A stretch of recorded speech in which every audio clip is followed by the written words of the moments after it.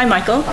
Thanks very much for joining us. I guess just to start out with, just want to know if you can just tell us about what you do.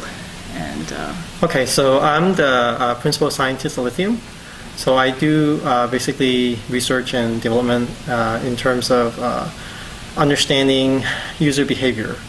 And my day-to-day job involves actually work much more like a data scientist. So I actually crunch a lot of numbers and develop algorithms that predict user behavior. And also to find like what motivates people in as part of those algorithms. And yeah, so that's in essence what I do. okay, and do you work? How do you apply the findings that you get from all your data crunching?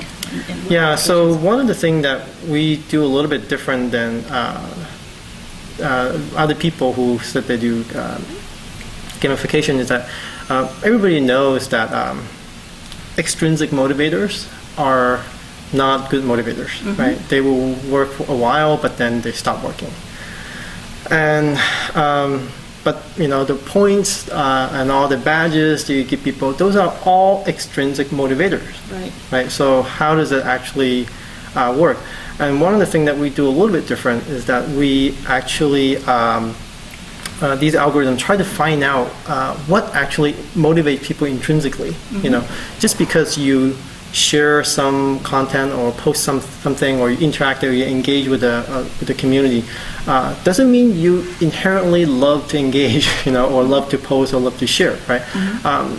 We have algorithms, a lot of those are developed by me, essentially could find out what are the true intrinsic motivator for people. And then we use extrinsic motivators to reinforce their intrinsic motivation. So I think that's a little bit unique on our side. Yeah. And what have you found are some of the top intrinsic motivators? So they're very different across individuals. And some of the things are, some people just like to share content. They just love to share and they love to answer questions. Some people love to, for example, we host community for a large enterprise. We provide what we call a social customer suite for a large enterprise. And essentially, through this platform, we could turn their customers, which have under no obligation to work for the brand. We're able to turn these customers into the brand's support agent, sales agent, marketing agent, and essentially, collaborate, co-create, and generate value for both the customer and the brand. So so just because they, coming back to how does this work? I mean, just because they share something or posted something in the community, right, doesn't mean they love to post, right? I mean, so because some people actually have a really interesting behavioral profile that they love to post only at times when people ask them a question, right? They not necessarily love to post just because they like to talk or they like to start a discussion, but if these are experts, and some people, if people ask them a question, they will go in depth and actually answer them in great detail. Right. Yeah. Right. So, so these are the things that the algorithm is able to find out, so. Interesting. Okay. Are you able to tell us about any specific company that you have helped in? Well, I mean, we have a lot of companies. Yeah. HP is one of our large clients, and so we pretty much have a lot of the telcos. Verizon. In Europe, we also have Vodafone, Telefonica, and then also in the consumer side brand of the brands, such as Sephora, Home Depot, and Logitech, and the technology brands. So we have a lot of these companies. And they're using their customers to do some branding for them. Is that? Some of the use cases are for marketing and sales. And those they would be leveraging the customers to help them spread the word of mouth and generate viral content. And one example that I would talk about is GiftGaff. GiftGaff is a very small company, started up I think 2009 in November or something, near Thanksgiving. Thanksgiving for US. And they they are a mobile SIM card network, and they're competing with giants like, Vodafone or Telefonica in Europe. So, and or O2, so, and the interesting thing about GiveGAF is that, they are able to compete in this really very mature world,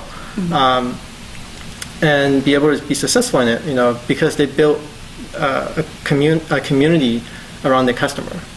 Okay, and because of that, they were able to run the company with no call center, virtually no marketing department, and they were able to, people generate like hundreds of like viral videos, and they were viewed like, hundreds of thousands of times, and through word of mouth, pretty much a lot of their business actually grow organically through word of mouth, and their customer helped support the users, the other customers, and they were very, very effective, and they're so effective that their net promoter score was hovering around 70s, and whereas like Google and Apple are like I think Google is like 73, Apple is like 74, something. So they were in par with those top brands who are famous for their customer satisfaction, and the CSAT scores are hovering around 90s, and the response time to resolution is on average is like less than 5 minutes, And actually, recently we actually got data. Just recently, they have submitted this to a contest, the Groundswell contest by Forrester, and the most recent data I get is like their response time was on, actually an average of 90 seconds. Really? That was amazing, and they could do that without a call center. This is all from users. All from users. Highly helping motivated users. Exactly. And what motivates them? What motivates them? Well, I mean, like I said, all the different things that we find out what motivates them. Right? Some people just like to help people, right? And then if you reinforce that intrinsic motivation with extrinsic motivators such as points, then they could do some pretty amazing things. Right? So tell us a little bit more about the extrinsic motivators that GiveGAF is using.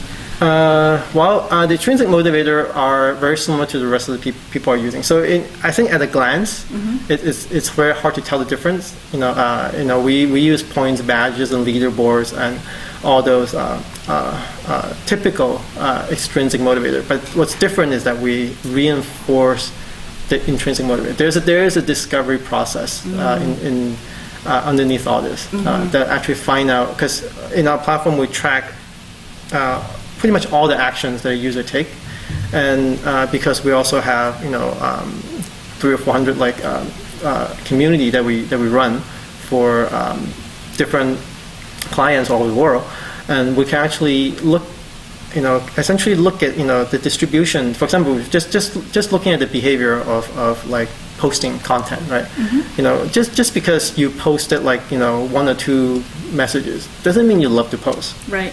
You have to look at the distribution of all the users who post. On all this thing has been around for 10 years. We have like 10 years of data.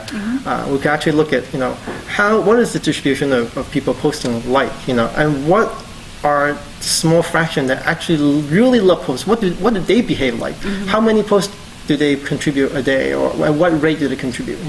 And that's how we're able to say that, okay, if you reach that level, then these people are truly they just love posting, and then so we should reinforce that and use points and badges, and you reward them for that behavior. Yeah, so that's some of the more typical extrinsic behavior, and the other extrinsic behavior is that a company can respond by showing that they value them, right? Showing that they appreciate them, or if they generate an idea in the community, they could actually show them that we are listening, we are actually trying to implement this, showing that they can actually make a difference, and that's actually very motivating for these users as well.